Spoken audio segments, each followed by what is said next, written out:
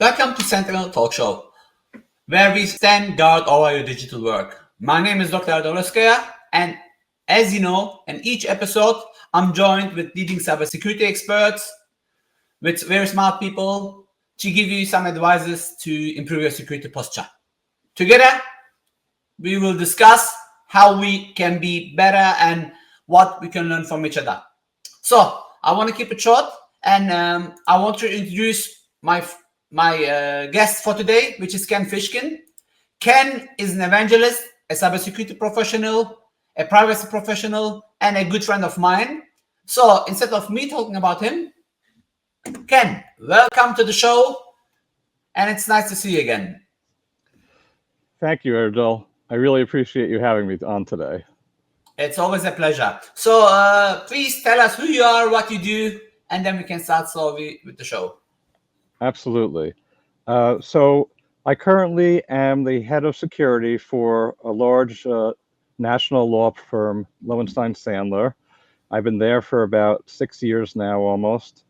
And before that, I had over 20 years experience doing consulting for various mid-sized clients of all different industries.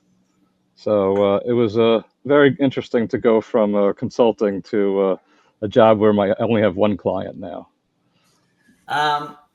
Look, I know you for a long time now, and I know you're doing some great stuff. Looking at 2025, the cybersecurity landscape is marked by an escalation and evolution of ransomware attacks.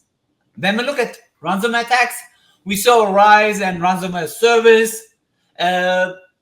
Unfortunately, there are still many small and medium-sized businesses targeted. Attackers are getting faster. They use AI. There are many new ransomware groups like ALOC, Airbus, Brian Typer, Cortex. When we look at vulnerabilities, they use tools, as I mentioned a few seconds ago, like AI, and unfortunately, they find ways to come into your networks. So, as you mentioned, you work in a law firm, you take care internal security, but I'm pretty sure you see many clients, they face ransomware issues. Would you like to share some experiences? Yeah, absolutely. So definitely ransomware is still the number one threat, as we all know. And one of the things that has been crazy right now is that it keeps morphing and adapting. There was first there was extortion, then there was double extortion, triple extortion, all these different variations of ransomware, and now it's more like a jewelry heist where they just smash and grab. So they're just taking your information and making it public, and you really have a choice. Either you want the information to go public or not. There's no more, well, we have backups. That doesn't matter anymore because they're gonna, if you have sensitive client information, you have to make a decision whether you want that information to be leaked or not. And that's the scary thing about all this, is that regardless of how well you proactively make sure that this doesn't happen to you, you still have to make decisions at the end. And how you go about that and how quickly you go about that will determine whether you are successful or not, and whether your reputation will be impacted, financial. It'll be a huge risk to any company, depending on on what you choose. True. I mean, I want to focus, if you don't mind, about ransomware again. The very famous ransomware happened, I think, in 2016, 2017, which was called WannaCry. Back then, I was working for Microsoft, and everybody was panicking, and they even blamed me in a stage. Oh, yeah, it's your fault. I'm like, why? Look, there was a vulnerability, Eternal Blue. Then Microsoft released the urgent patch, and the first attack happened not 2 hours, not 2 weeks, not 20 days. It happened 2 months later. So people were slow on updating. But when we look at ransomware, originally it first happened in 1980. I don't want to go that much back. And I remember writing, my academic side. I wrote a paper, to pay or not to pay. This is the question. I was influenced by Shakespeare. And back then, I said, I foresee people are going to pay. At LinkedIn back then, I had more than 1,076 comments. I remember the exact number. So, hey, you support the criminal gangs? I'm like, no, I'm not. I foresee that you're gonna pay.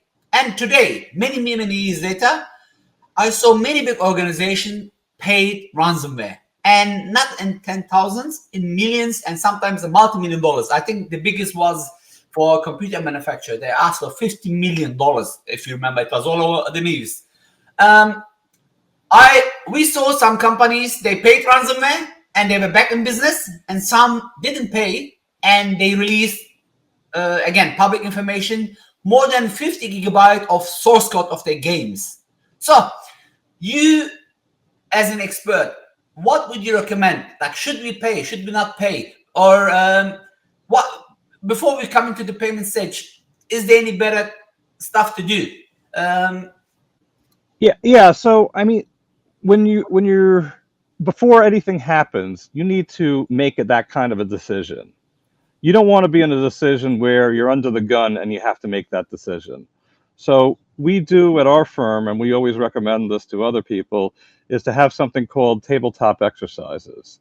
And that's when you get the people that have a vested interest in this type of a decision together in one room, and you come up with scenarios and that are as realistic as possible, and you discuss, all right, so if this merger and acquisition information was to leak, how much money would we want to pay in case ransomware was impacted on with this particular data? It was about to be sold on the black market, and you start going through what matters and what doesn't matter to you, and then you have a nice, I'll say a sheet of paper basically laid out, so that way when you have the crisis, you can just go to that reference material and say, oh, this is what we discussed 6 months ago, so we don't have to rehash this, and you can just make some quick decisions, because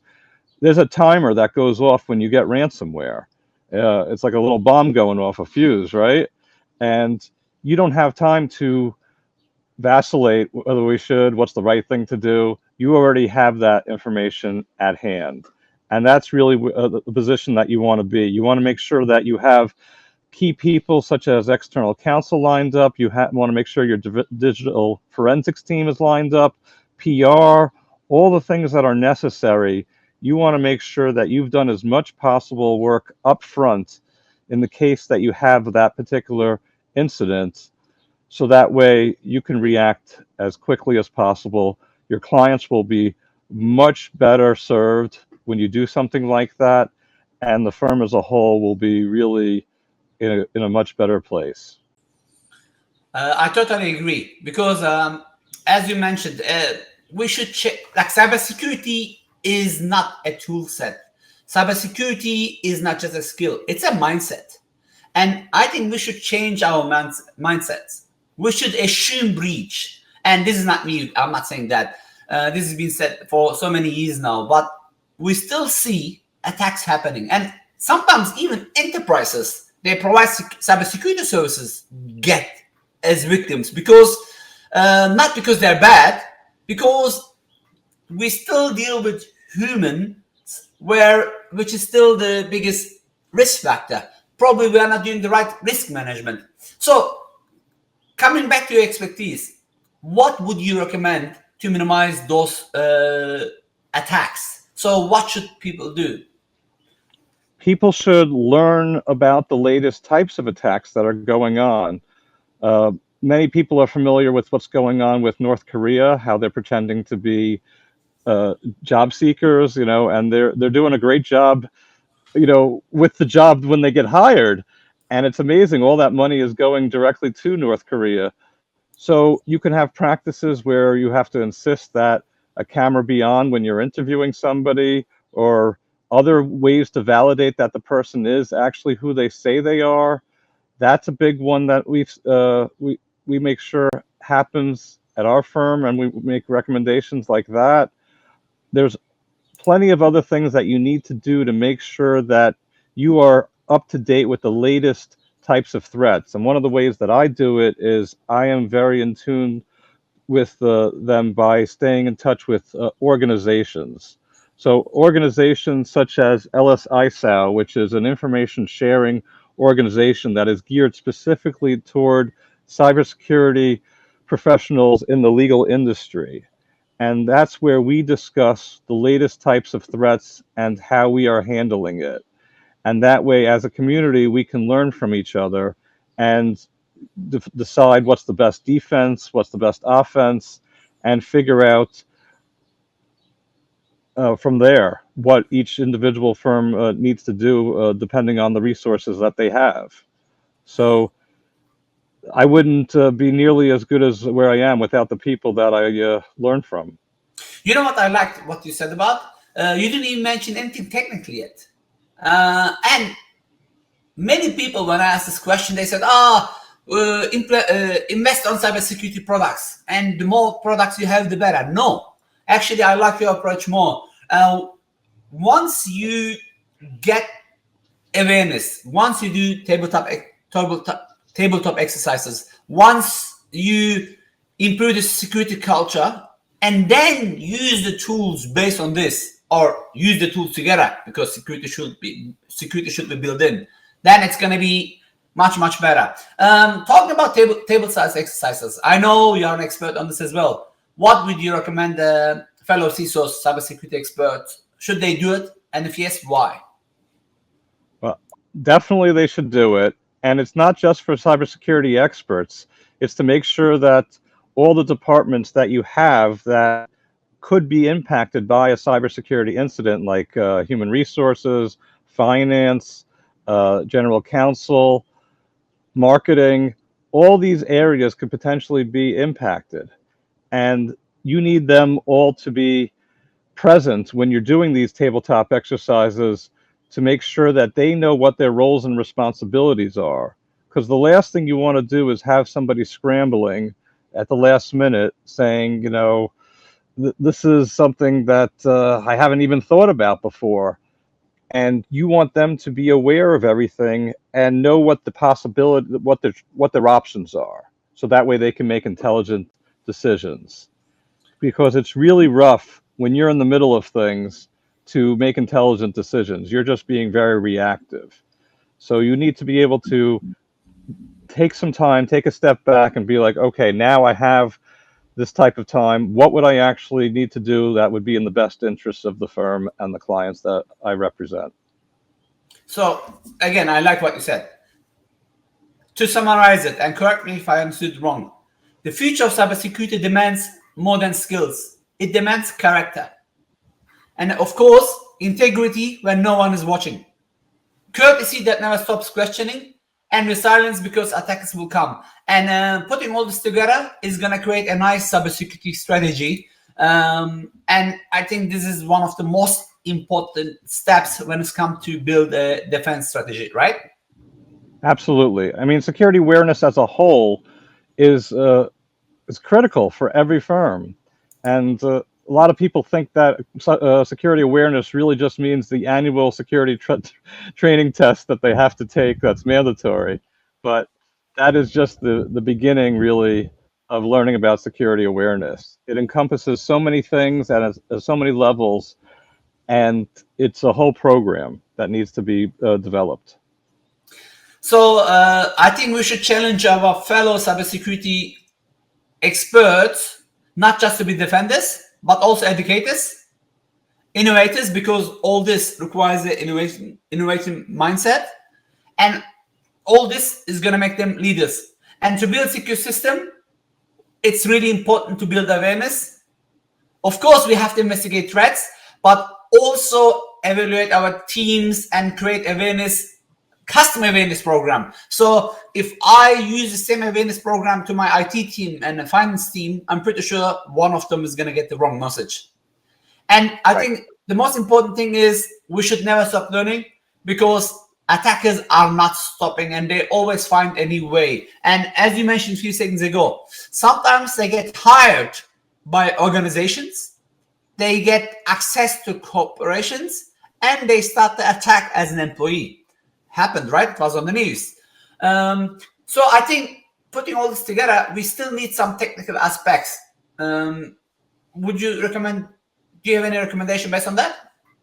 Yeah, I mean, it all starts with the endpoints, really. The endpoints are where most of the attacks happen, and you have to make sure that those endpoints are locked down as much as possible.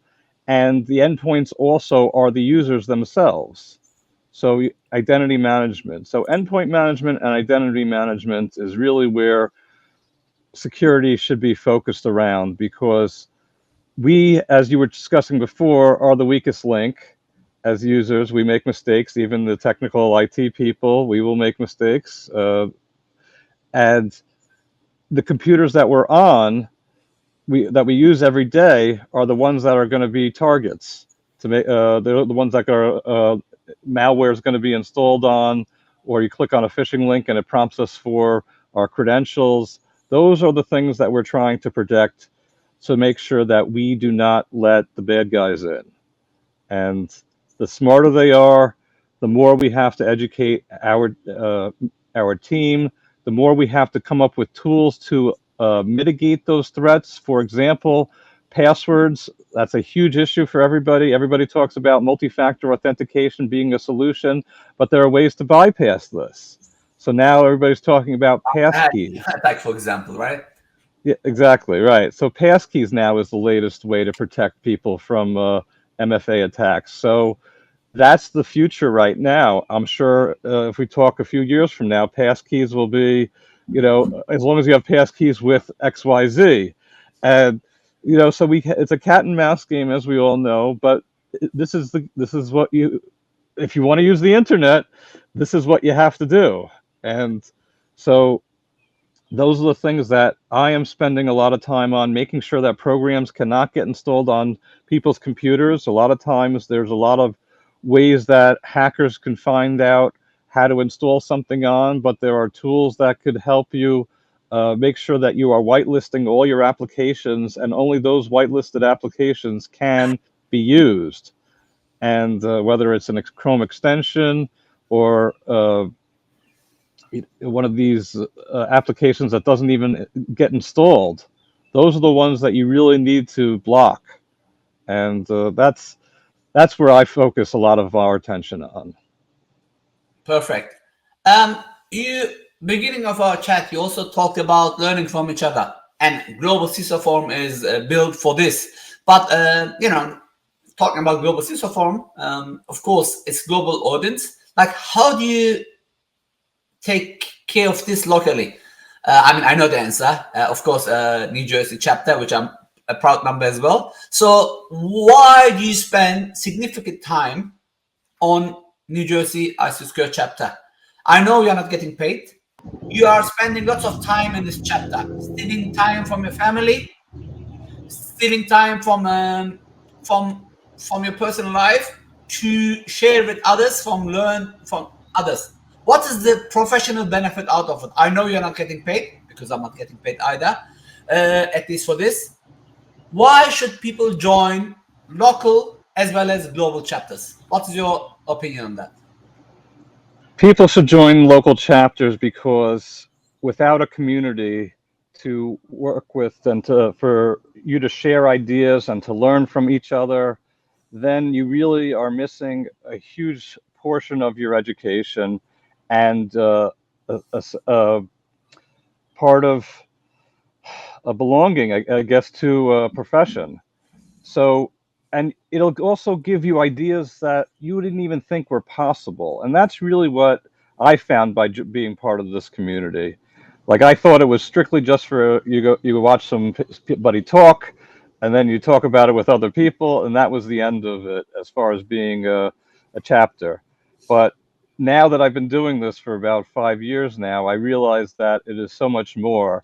We're helping communities like the senior centers. We're going there to educate them on the latest risks and scams. We are working with students now to get them involved with cybersecurity, and we are just reaching out to each other, talking about what we do, and that way it's like, oh, I didn't even know that was a thing that people can do. So we are educating each other, not just from, normal seminars and things like that, but just as a community so that we can all rise each other up and give ourselves opportunities that we didn't even know existed. Like, I wasn't a great public speaker before doing this, but now after speaking every month for our meetings, now I feel much more comfortable about doing it. So you start getting all these skills that you didn't even know about, and it's just wonderful to be helping other people and to be able to have a community that you can go to when you need help. And those are the things, those are the intrinsic values that aren't really mentioned too much when you sign up to join one of these organizations. Perfect. So come and join us at Global CISO Forum, and doesn't matter where you are, you can also join us at New Jersey ICSQ chapter, right? Correct. All right. So probably to summarize what you said, we have to remember that behind every system we secure, there are individuals, organizations, and communities that rely on our expertise. Our work has a real and tangible impact on people's life, and working together, it's going to help us to not just react to threats, but also to anticipate them. This is going, in your case as well, to be creative in problem solving and strive to build more secure digital world for all of us. And sometimes it has benefits, as you said. You are not. I mean, I didn't know before that, but I know you're a great public speaker, and I'm pretty sure you had some great sparkings before that. But you mentioned yourself that you are a much better speaker than before. Same with me, to be honest. I mean, I couldn't fix my accent, but I still, you saw me on stage. I still try to, get the vibe up and get everybody involved to learn from each other. With this, we're coming to the end of our show. I'm really thankful for you to joining again. And as usual, I appreciate all your work. Congratulations again on all your awards you won. And together, we're going to grow not just Global CISO Forum, globally, also our local chapter. And we're going to spend lots of time to help others, because we do not forget that human lives are more important than everything. Would you like to say anything as your last words? I really just want to thank you Talk show, for... last words, that's bad. For this talk show, at least. I have to make my jokes. You know me so well now. No, but thank you so much, Erdal, for having me on your show. It is really a pleasure. And being part of a global organization like yours will really just elevate us all to learn about other cultures as well, what other organizations' challenges are that we wouldn't even think about being in the United States. And that's what's really interesting. So I really am looking forward to more and more collaboration. Same here. Thank you very much, and I'll talk to you soon later again. With this, we're coming to the end of this episode. So don't forget to follow us at Global CISO Forum and New Jersey ICSQ chapter. Or, we have many global members. If you don't want to be a member in our chapter, find a local chapter which is near to you. Thank you very much, and talk to you soon.